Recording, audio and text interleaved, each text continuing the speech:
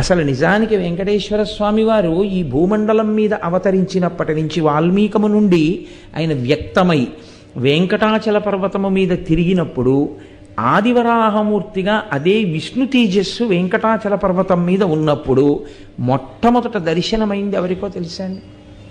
ఆయన ఎవరి చేత్తో తీసుకొచ్చి పెట్టిన పదార్థములను రోజు తినేవారో తెలుసా? శ్రీదేవి భూదేవి సహితుడై చతుర్భుజుడైనటువంటి వెంకటేశ్వరుడిగా ఆయన తిన్నది ఒక బోయవాని చేతితో తిన్నారు. ఎప్పుడూ భగవంతుడి గురించిన ఆలోచనే. అసలు భగవంతుణ్ణి అడగవలసినవి ఏమైనా ఉంటే రెండు అడుగుతారు.